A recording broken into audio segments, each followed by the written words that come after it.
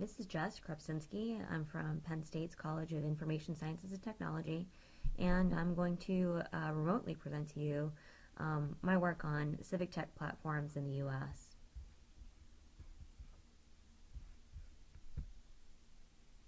So, civic technology is an emerging field of interest to investors, practitioners, and researchers that are interested in using technology as a catalyst for civic engagement in the development of public good.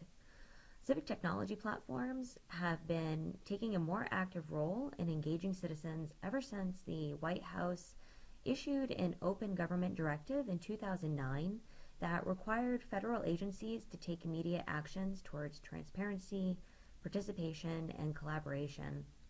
And that's also been paired with in another recent initiative in 2015 that was part of a Smart Cities initiative, which has provided additional funding in this area, as well as just more directives that are aiming to bring more of these platforms into the future. So as far as trends within the civic tech arena, in 2013, the Knight Foundation reported a range of projects that fall under this category in order to address what is civic technology and also to further examine the types of organizations and investments in this arena. So they identified five main categories of civic technology, and this is what laid the groundwork for what I'm interested in. So they had done a pretty extensive search, although it was not comprehensive, of 241 organizations that are engaged in civic technology to some degree, and then started categorizing them.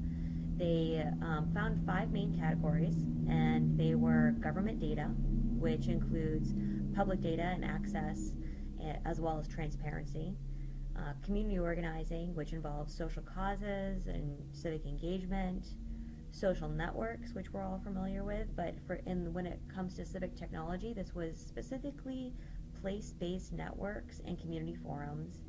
They were also interested in crowdfunding projects, so funding for projects that enhance public services and spaces, and collaborative consumption, which involves peer-to-peer sharing of resident-owned goods and services.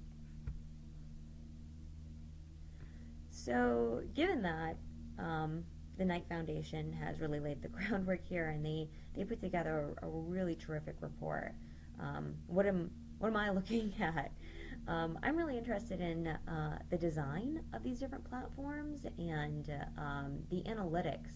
So by looking at different features on these websites, how can we have a better understanding of what's working well based on their web analytics, like the overall traffic that these websites are getting, dependent on the features that they have available, in order to design better civic technology in the future.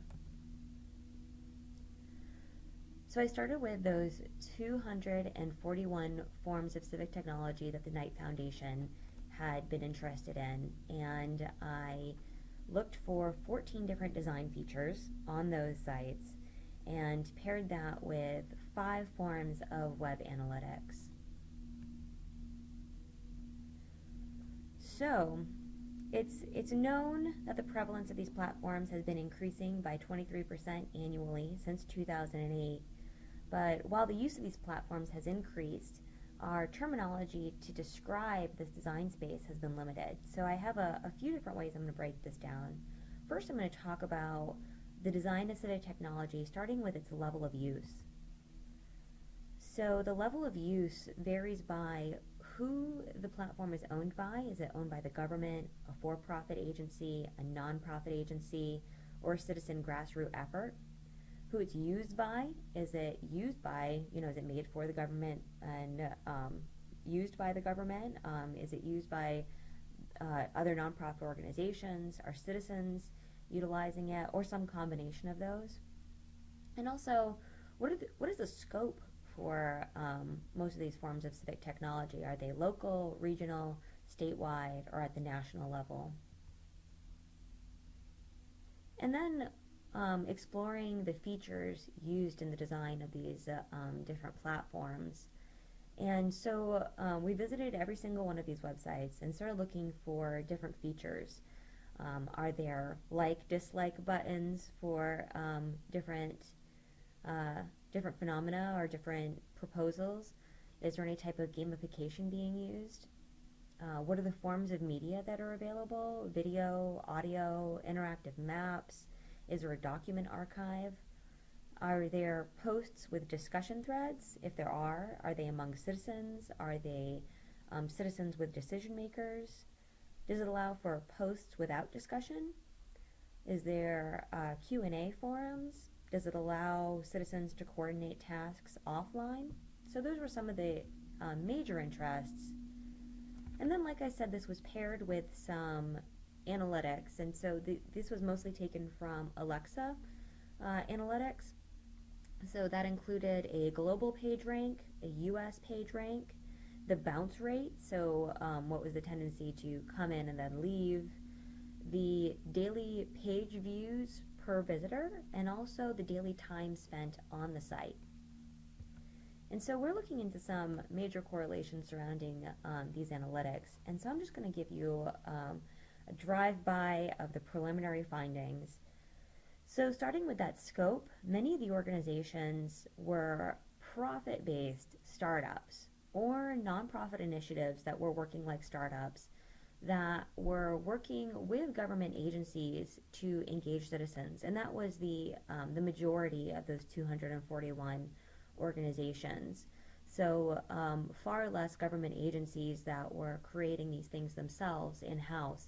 It was more a for-profit startup that was trying to pair with at least one government agency, but a lot of times they were trying to market their platform to multiple agencies. As far as the features, many allowed posting, just saying, I feel this way, but few allowed for discussion threads within the site.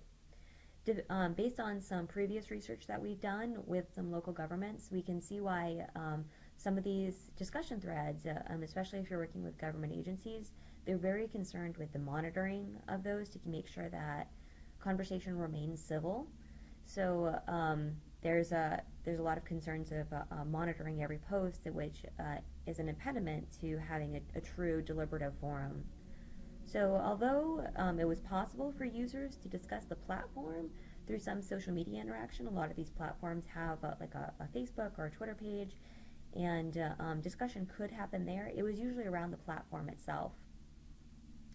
When looking at the overall web analytics of all of these platforms, we found that Civic Tech had, with the highest traffic, were usually large for-profit ventures that were funded by established entities, among them Airbnb, the Rockefeller family, Google, and the William and Flora Hewlett Foundation.